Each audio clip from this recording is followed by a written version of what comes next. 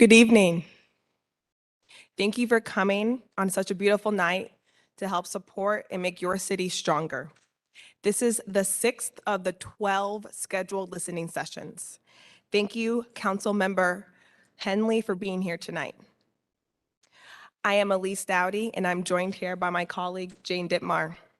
We are with UVA's Weldon Cooper Center, and we are teaming up with your city to help facilitate tonight's listening session. A few housekeeping reminders. Exits can be found through the main entrance and through the spokes of the wheel that we are sitting in. Bathrooms are behind the staircase to my left. Please remember to silence your cell phones. If you need to make or take a phone call, please step away from this wheel we are sitting in and then rejoin us when you are ready. Just a comment about our roles as facilitators. As facilitators, our role is to make sure that your voice is heard tonight and to keep us on time so everyone can speak. We not only have you here, and we're very glad you're here, but we have people that have joined us on the live stream as well. Your role is to make comment if you're so moved to do so, and otherwise to listen respectfully. We're going to capture your comments in a number of different ways. First of all, hearing it for the first time in this room, and then also hearing those that are on live stream, we will be capturing every word that you say in a transcript, so verbatim. We are videoing you, so that will be part of the forever record. And then as your facilitators tonight, we will be taking notes of the key findings for the final report.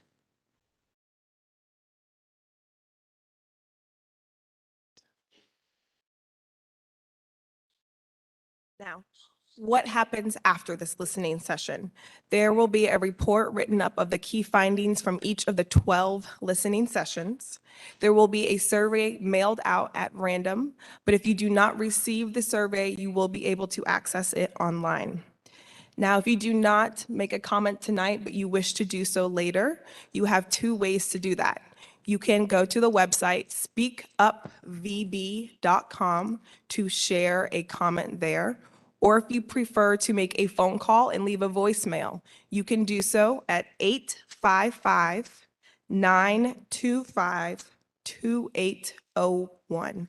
There you can leave a voicemail with your comment.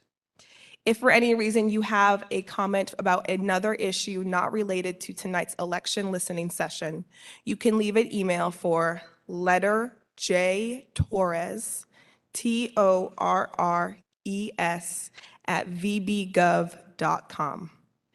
Now, along with the key findings we are collecting from each listening session and the survey, our legal team is putting together a report for council that they will consider in conjunction with all of the other key findings for council to review late this summer. Now, we want to thank you all for coming out here tonight in support of your city to make your city stronger. We work with a lot of localities, and we're very impressed to see the engagement of the city. So thank you. Now, before we begin to hear from all of you, we want to turn your attention to the video behind us provided to us by Virginia Beach City.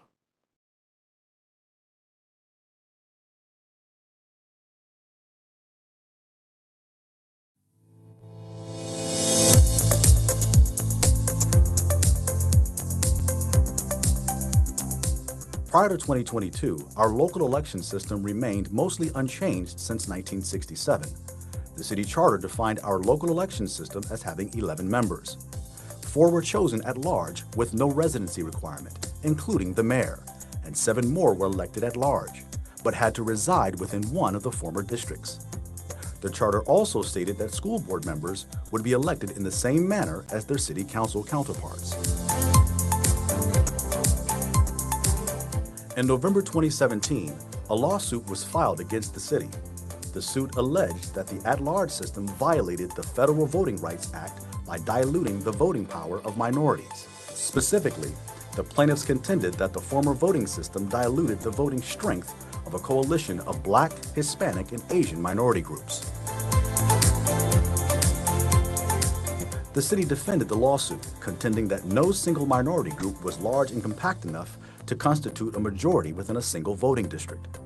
The city also asserted that it was not reasonable to combine black voters with Asian and Hispanic voters, since Section 2 of the Voting Rights Act did not authorize combining minority groups, and that the 3 minority groups specifically mentioned do not vote cohesively as one group. While the lawsuit was pending, the Virginia General Assembly considered and adopted legislation that would require changes to the election system, regardless of the outcome of the case. House Bill 2198 made it so that localities with district or ward-based residency requirements for members of a governing body must elect its members by the qualified members of that district or ward, and not by the locality at large. Further, House Bill 1890 and Senate Bill 1395, known as the Virginia Voting Rights Act, clarified that any at-large method of election shall not be imposed by the governing body in a manner that impairs the ability of a protected class to elect candidates of its choice or its ability to influence an election. Both pieces of legislation also apply to school boards. In March of 2021, the district court said that the city's voting system violated Section 2 of the Voting Rights Act. The court concluded that the coalition claims were legally permissible and that the minority groups specifically mentioned in the case were politically cohesive. The court prohibited the city from using the former system in any future elections. Following the March 2021 ruling of the district court, a special master created new election district maps for the city using data from the 2020 census, ensuring they were equally populated. They were drawn in a manner that, in the court's view, would allow a sufficient majority of minority populations to facilitate the election of minority groups' candidates of choice, including the creation of 3 minority opportunity districts. Under the new 10-1 system, 10 city council members and 10 school board members are elected from each of the districts. Only the mayor continues to be elected at large and can reside anywhere in the city. The city appealed the district court's decision to the U.S. Court of Appeals for the Fourth Circuit. In July of 2022, a 3-judge panel ruled that the lower court erred in its decision and vacated the district court's decisions and remedy. This decision left the city free to consider options other than the 10-1 system in future elections. However, it was too late to effectively implement a new system in time for the November 2022 election cycle. In November of 2022, residents went to the polls and cast their votes for the city council and school board candidates of their choice using the 10-1 system that had been ordered by the district court. 161,753 ballots were cast, and the outcome was the election of the city's most diverse slate of representatives. Since the court order that implemented the 10-1 system is no longer in effect, and the former system of electing local representatives is still on the books in the city charter, it became apparent that City Council would need to formally adopt a new method in time for the 2024 elections. In order to ensure that residents had a say in the direction that City Council opts to pursue, they passed a resolution in December of 2022 to begin a community engagement campaign to educate and inform residents on what legally viable options are available for the city. Following the community engagement period, Virginia Beach residents will be asked to participate in a survey in April. A random sampling of residents will receive a survey in the mail. However, an online version will be available to all residents, with results shared with council and the community this summer. In conclusion, a decision on our election system must be made by City Council in time for the 2024 election. Thank you for joining us today. This is your opportunity to provide input on city policy development and decision-making. So we want to thank Virginia Beach for that video. We have had terrific sessions so far. We've followed basically the same process. So let me explain that and we'll get right now to your input. First, we're going to take one speaker at a time. Lisa and I greeted most of you right there and pointed out the microphone right there. So when your name is called, you'll go to that microphone and make your comment. A second name will be called with yours so that we don't spend time with people walking up. That will allow more people to speak tonight. So you'll queue behind the person that's actually speaking. We'll have a timer. You'll hear a signal at 2 minutes and 45 seconds. Most everybody is finishing well within 3 minutes or by 3 minutes, but that's there for you to know that if you think you're going to go long, you'll wrap it up in time to allow the next speaker to begin. When you're done, if what you have done is come here tonight to make comment and you want to leave after that, feel free to go. And if you want to stay and listen to all the rest of the speakers, feel free to do that too. We ask that you make no noise while people are speaking. That will distract them. Our live stream folks will be confused. But we do have a way for you to express your support for something you may hear that a speaker is saying.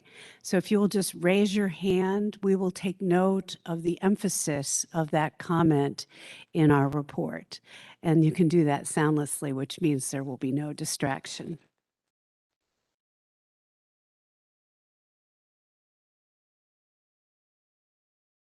Good evening. Our first speaker is John Perryman. After John Perryman will be Melissa Lukeson.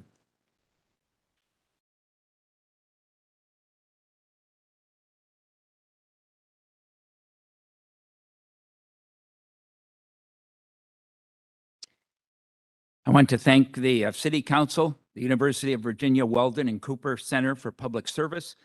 Together, you created a diverse and community engagement process to receive resident input on how we elect our city's representatives. In 2022, our family voted. It was much better with district-only voting. In District 2, we only had to research, meet, and evaluate 5 city council members, or candidates, and 3 school board candidates. Then we voted for 1 city council member and 1 school board member. Under the former process, we would have had to evaluate 20 city council candidates spread across 7 different races and voted for 7 of them. Then we would have had to evaluate 13. Then we would have had to evaluate 13 school board candidates across 6 races and vote for 6. That seems unreasonable. I felt the former system was designed to frustrate, confuse, and overwhelm the voter, which gives great weight to incumbency. That is, it allows people in power to keep it.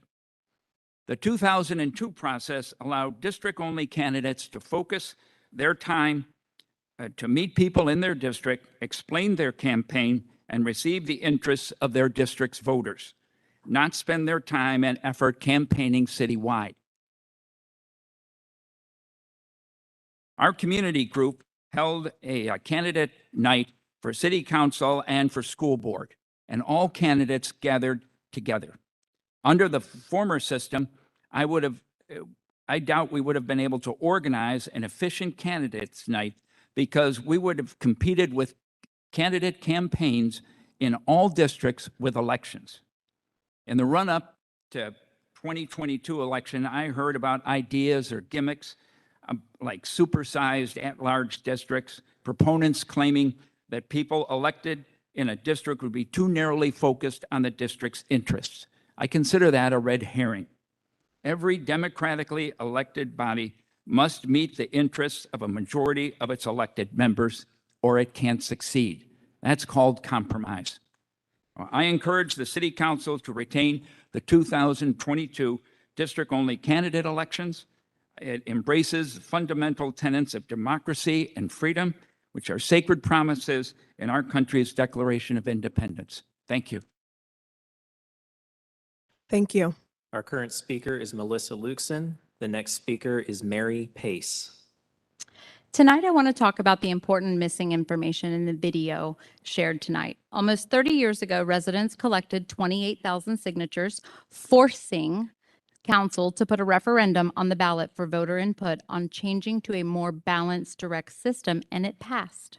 City Council wasn't happy about that result, so elected officials at the state level conspired with council members to subvert the will of the voters and rewrote the 1994 referendum with ambiguous and even deceptive language and presented that to voters in 1996. This is how they worded it. If you wish to vote for all 11 council seats, vote yes. If you prefer to vote only for 5 of the 11 seats, vote no. With a question worded like that, oceanfront developers and special interests continued to rule as kingmakers for council.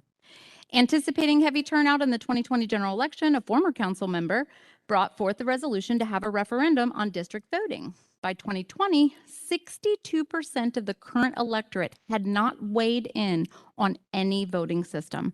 Unaffected by statistics at the July 2020 council meeting, Councilwoman Henley said, quote, "When we had this on the ballot the last time in 1996, it was defeated because people realized they were going to be giving up 6 votes. And then she said, this will totally change our city for the future, and I think something of this magnitude needs a tremendous amount of public discussion." Unfortunately, the resolution failed to pass with a 7-4 vote, and Councilwoman Henley was one of those no votes. She said she didn't want to rush an essential public input process, but in December of 2022, Henley voted yes on this expedited public input campaign. Yet here we are, 12 public input sessions in 10 days at the low cost of almost $400,000 of taxpayer money. What is the problem with at-large seats? At-large seats uphold white supremacy because white people historically vote in a block to defeat candidates supported by the Black community. That's a fact.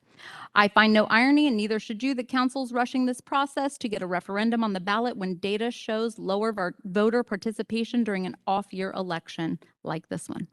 The pattern in this city is transparent and reprehensible. I am trying to make this abundantly clear to everyone who is underestimated and underrepresented. Your vote has been marginalized by these people in this system for almost 60 years. It is time to leave old ways in the past and for us to enter a new age where all of us are represented by our elected officials. I am tethered to this process, and I will not stop turning the bright light on the systemic racism and marginalization of people in our community. Virginia Beach willfully ignored and circumvented federal law and maintained an at-large voting system until 2022, when a federal court judge put our city in a 15 timeout seconds. with a dunce cap on. The councilwoman that currently represents District 2, where we are convened right now, does not support the 10-1 system based on her votes. So if you're a strong proponent of 10-1 and you live in the district, be sure to let Councilwoman Henley know how you feel. Thank you. Our current speaker is Mary Pace, and the next speaker will be Roger Doherty.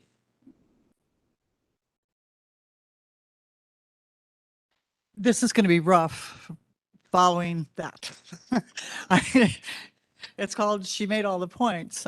First of all, Councilwoman Henley, good evening, and members of the Weldon Cooper Center. I'm here to support the 10-1 vote, and the reason I want to do that is the at-large is just very discriminatory. Plus, it lends itself to just massive corruption in this city. I mean, you have big money supporting the at-large candidates. And sometimes it even happens in the district election, as it did in District 2 this past year, or this past November. The money comes in, people are elected, and favors are done. If you need to be convinced of that, I'd like for when you leave Kellam, turn right and go down to where they're putting a two-lane undivided parkway, is what they call it, from Kellam High School down to just past the Kingston Estates entrance. It stops at the curve and goes back into a 2-lane road, which is what all of us county folks are used to. I mean, this is a 1.1 mile parkway to the tune of 12 million of our tax dollars. Now, why would this pass? We have Signature Community on the right, which will benefit from this parkway, and we have Kingston on the left, which is going to benefit from this parkway. I don't think any of this would happen if we had representation from all the districts in the city of Virginia Beach. Somebody would have looked at this ridiculousness and said, wait a minute, a 1.1 mile road in the middle of nowhere, dead ending in the middle of nowhere, is just, it's absurd. So I think we need 10 districts. We need the people in those districts to vote for their district representative. And that way we will have a more sound, rational city council. Thank you for your time. Thank you. Our current speaker is Roger Doherty, and the next speaker will be Sheila English.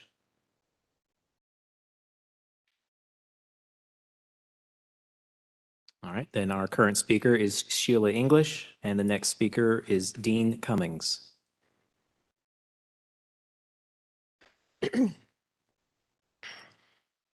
Good evening, fellow Virginia Beaches. I'm going to be short because most everybody has basically said what I have in my heart, and that is the 10-1 system. I think it's the greatest system. I have lived in the city of Norfolk, and Norfolk has had the ward system, and it makes a candidate accountable to the people in that district. You know your candidate knows you, and you work together, and you still come together as a city. But there are individual things in each ward that may be only particular to your ward. And your candidate knows and you work together, but you don't slight other wards also. Like in the school system, when I first voted in Virginia Beach and I looked at the school board, my God, I don't know how many people was up there. And so the one that was in my district I voted for, the rest of them, I didn't know who those people were. I mean, it was basically too many to even find out, who they were. So I just think that the district award system is best because you really get to know your candidate and your candidate know you and you get things done. That's all I got to say. Thank you. Our current speaker is Dean Cummings, and the next speaker will be Timothy Ryan.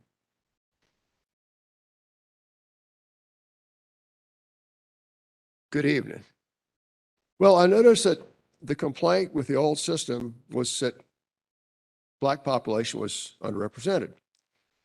However, there were 11 council members and 2 of them were Black. That works out to 18%, which is almost exactly the African-American population of Virginia Beach.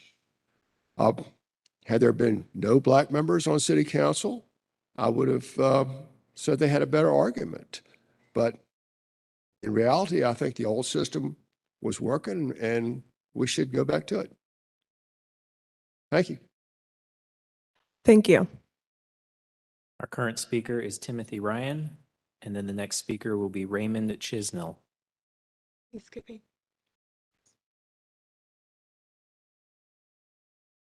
All right.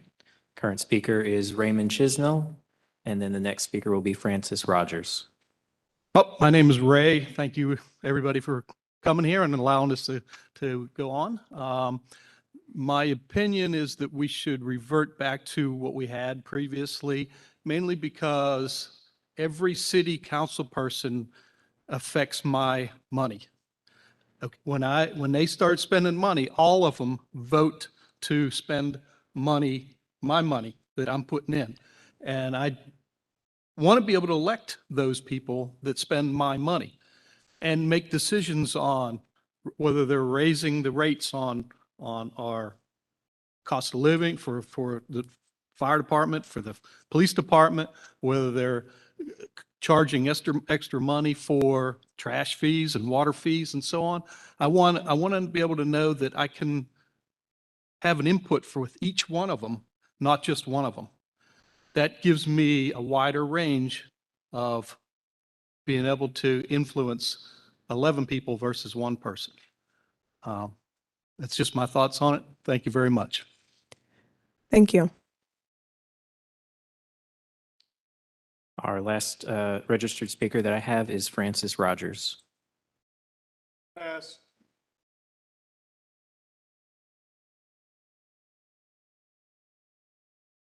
So I have no additional in-person speakers. I do see that there is one individual connected on the phone line. To that person, I just say if you wish to speak and have your comments heard tonight, you can press star and then select menu item 3 to be added to the virtual queue. But at this time, I have no one in that queue. You may Let's just confirm that no one's on the live stream, and then we have more time for people who did not sign up. Okay, you may come to the mic and state your name before you begin.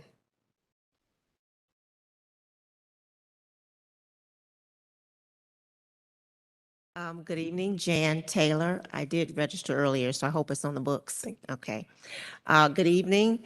I feel compelled to come to these meetings after a long day of work because I'm tired. But I'm here because the majority of our city council members decided that they deserve more representation than others. I am in support of the 10-1 system. I believe that the neighborhoods and districts makes it easier for both voters and the candidates. Voters are more likely to meet their candidates in person during campaigning. They have access and the constituents have access to their candidates after the elections. The cost of campaigning costs less for candidates. They have more chance for the candidates to get out and meet the people and seek to talk to the people that they are representing. I think that works best for us. And there's no financial burden for fundraising citywide. I believe that the elections in 2022 proved that we like the 10-1 system. We will be voting again in 2024, and the people have spoken. I think that the council members need to hear our voices. Thank you. Thank you.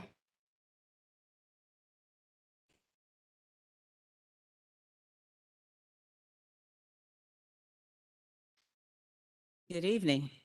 I come before you again to say I'm in favor of the 10-1 system because I've lived in Virginia Beach all my life, and I don't really see where the needs of my area are met. I think that a lot of times, like I said, when you look at the background of the candidates and what area they're running from and running for, then I see, this one is real estate, whatever, and this one has ties to this developer and so on and so forth.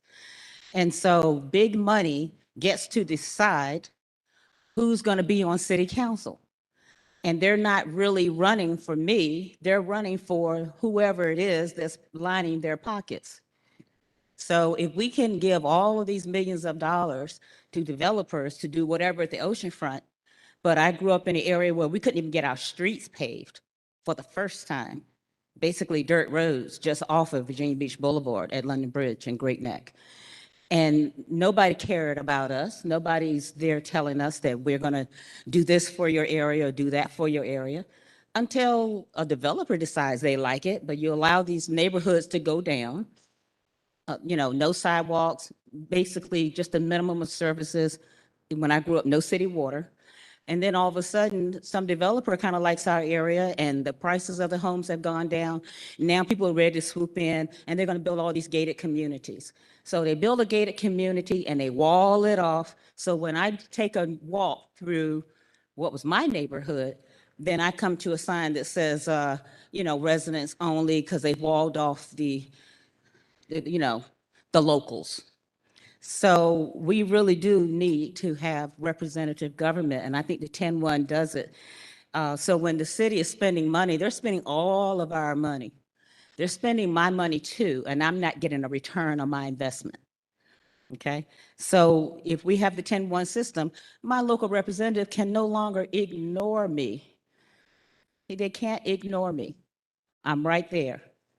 And so if you want to go back to something where there's an at-large member, we know the at-large member is going to have a whole lot of money to spend because people are going to be courting those at-large members.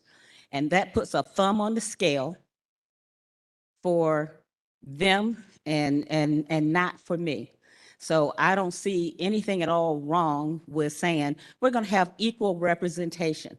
Because I think that if I'm living in Great Neck, what's going on in Great Neck is just as important to me as what people at the oceanfront feel is important to 15 them. seconds. So let's keep the 10-1. It gives equal and fair representation. It doesn't give anybody representation over the other because every inch of this city is important. Thank you. Please state your name. Ella Dunbar. Thank you. Yes. We still have more time. If you would like to approach the mic, you may.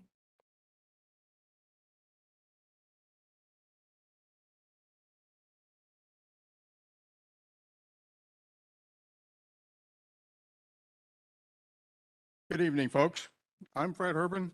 I've been living in Virginia Beach for over 40 years, and you asked for my input, and I decided to give it and listen to yours as well. The 10+1 system that the circuit court put in place with the special districts held by a special master drawing them up, it reduced the tendency for any gerrymandering based upon any special interest. And I would like to see the city keep the 10+1 system. I would like to see them keep the wards as they're drawn right now, or districts, whatever you want to call them. Keep the districts there. It was done without a bias. Without the bias of any special interest, equal representation. Now, this country was formed on equal representation, and I think this hit the nail on the head, this 10-1 system issued by the circuit court. I still don't understand why the city council appealed it. Sure, they had valid points. It wasn't a great mix of their basis of the suit, but still the fundamental process that they addressed and the system they came up with was excellent. If they do need to readdress the zones or the districts or ward, they would come up. I would suggest that they look at the school system attendance zones and use that as a basis, because there you could get populations.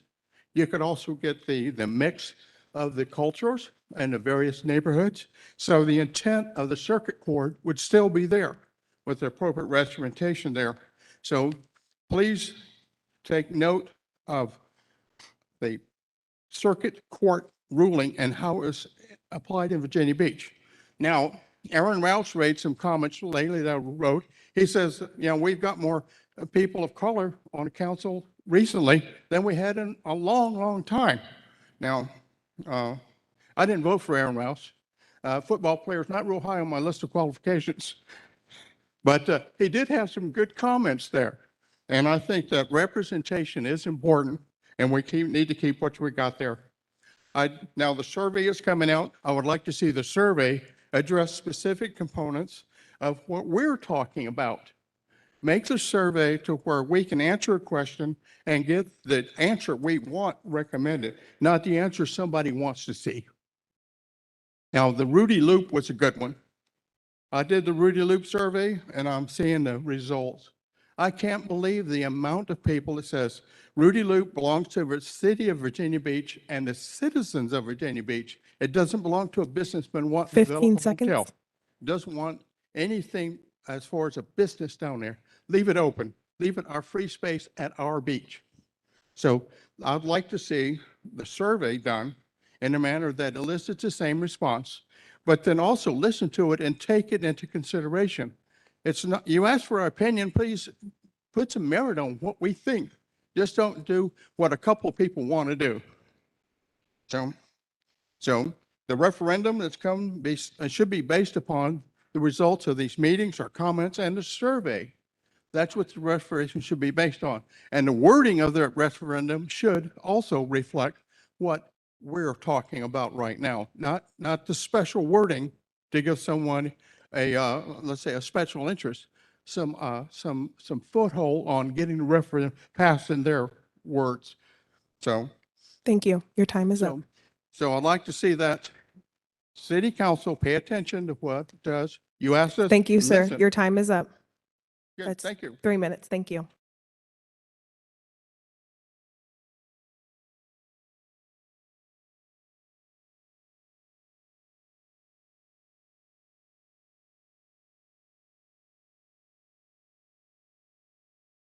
My name is Ronald Miller. I support the 10-1 system, but since the city council is going to revisit this issue, I think it's important to make some other suggestions that might make the voting system even better. And what I want to suggest is that we keep the 10-1 system, but we add ranked choice voting.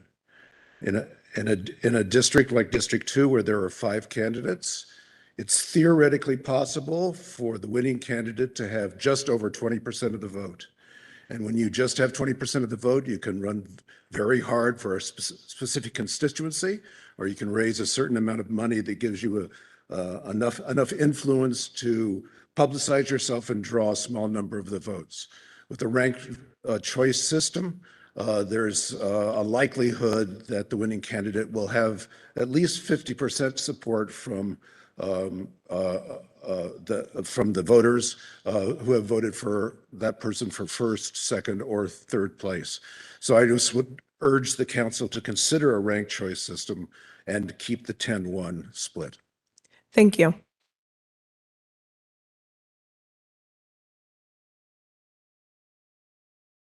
If anyone else is interested in speaking, there is time. You may approach the mic.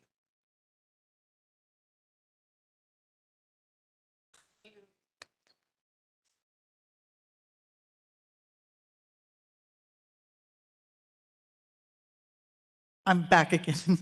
What I would like is for the city council. I heard $400,000 for this project. I thought it was $300,000. It just doesn't matter. It's exorbitant, whatever it is. And surely there's somewhere in there, there's enough money so that every resident of the city of Virginia Beach has access to the survey that's coming out. Not everybody has access to online technology, and not all of us are going to be the select residents that are going to be chosen to write the survey. So please consider sending this survey, literally a written survey, to all members. We can figure it out, okay? So just a written survey. Thank you. Thank you.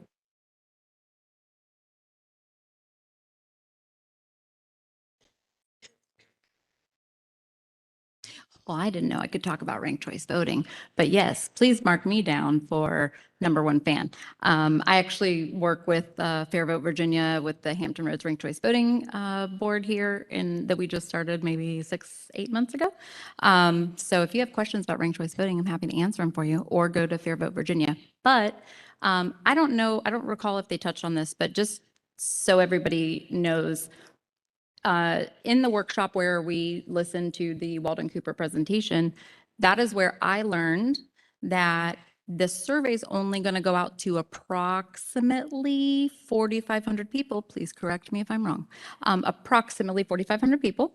And they only expect a 24 to 25% return rate, which equals only about 1,000 people.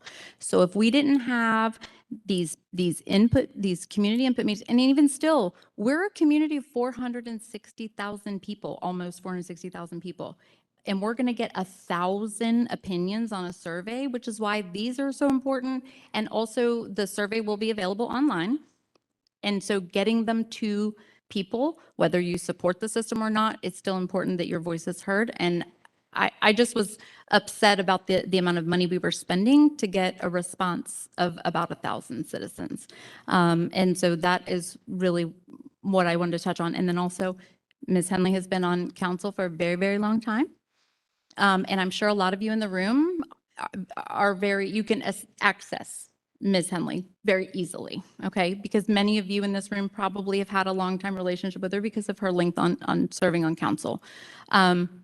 But you have to remember that I don't live in District 2, but every other district doesn't have that same council person that has that kind of relationship like Barbara Henley has with several of you. And so when I'm hearing people talk at these listening sessions and these input sessions, and they're saying that they notice a difference, and I'm a business owner in the city myself. I have 22 employees. With my husband, I have 22 employees. Where my business is located, I don't get a response from that council person. Where my home is located, I do get a response from the new council person. But I had tried 3 separate times for an ordinance change with the health department in the city. And the first time I was able to actually get traction to where I could get attention and get this ordinance change move forward for something that affects the health department and regulations, was just 15 3 months seconds. ago. So it makes a difference. You may not have the same problem getting a hold of your council person, but lots of other districts do. And that's why this is important. Thank you. You may approach the mic.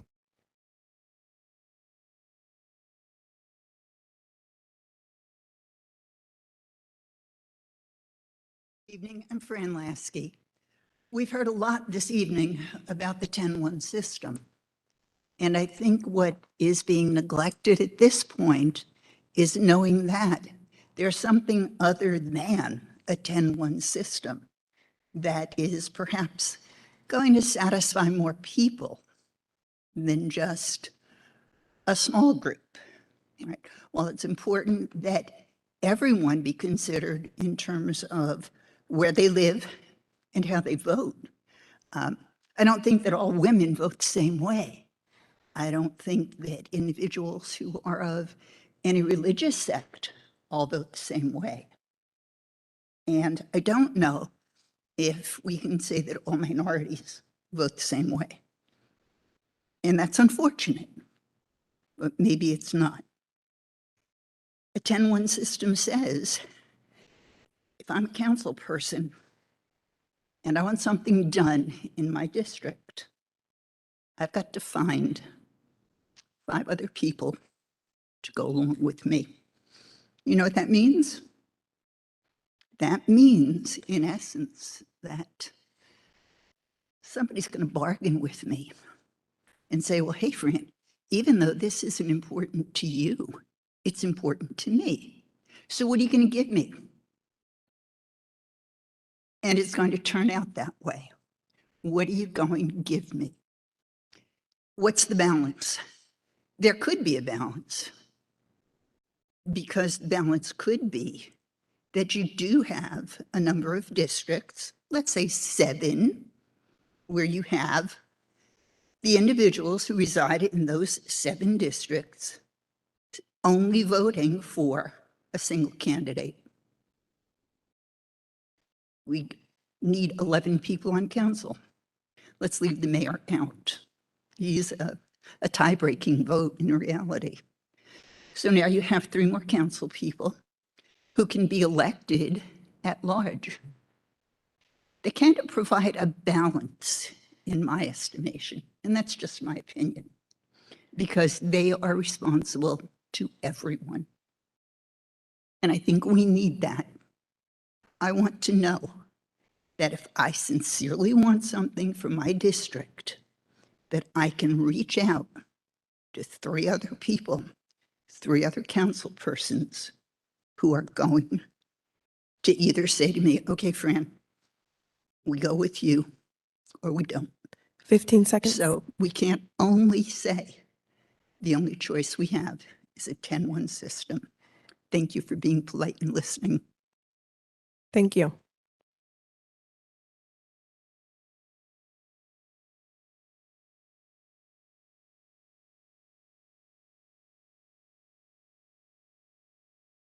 All right. Oh,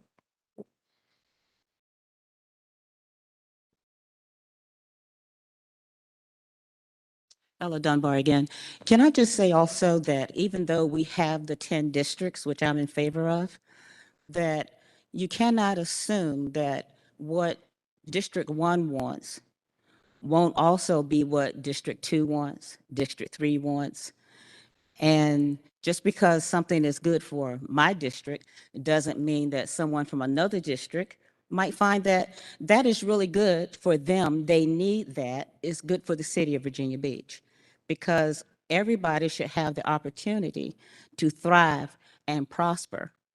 So just like everybody doesn't vote the same, you know, you've got pockets of this group living here, there's pockets of this group living there.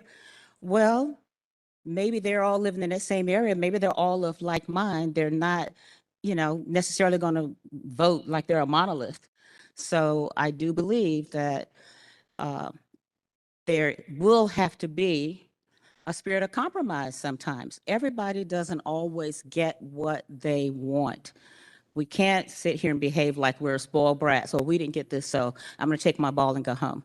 So basically, just because we have 10 districts does not mean that we're all going and pulling in separate directions, because we're all part of the same city in this United States of America. Thank you. thank you.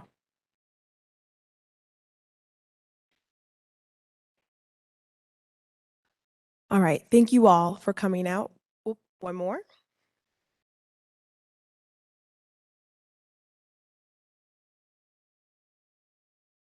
Good evening, everyone. This is like the third meeting I've been to for this event. I do see Ms. Henley sitting in the back. I've been in this area for over 25 years. You've got a couple of people on the city council here in the city of Virginia Beach that's been up there over 60 years. 60 years, if you combine their time on city council. Now, I see a young man here and some people here. I'm sure they have children and grandchildren. They would like their children to have an opportunity to be on city council. The city council that we had in place at first was called a hybrid system. If you were not in the club, your chances of getting on city council, and I'm down there all the time, was slim to none. What we have now, this 10-1, it's about accountability. Accountability. And we all know some people don't like to be held accountable for anything. Same. I want my representative to be accountable. If I vote for them, I want them to be held accountable for my vote. I don't want you to tell me, call someone else, or not return my call, or disrespect me when I come before city council to ask for something in my community. I challenge any of you. There's one community I want you guys to ride through. Just drive through and take a look. And it'll bring tears to your eyes. Go through Burton Station. That tells you what a lack of true representation is. This 10-1 system, it holds folks accountable. That means you will not be sitting in that seat for 40 years if you don't do your job. That includes me. Anyone else. I think folks in here look real smart to me, and it's about accountability. And some of these folks have been there so long that they feel this is their seat. There's nothing you can do about it. And I say the devil's a lie. Thank you all. Please state your name, sir. My name is Carl Wright. I've been here now 25 years, and I enjoy the city of Virginia Beach. Great city. Thank you. Thank you all.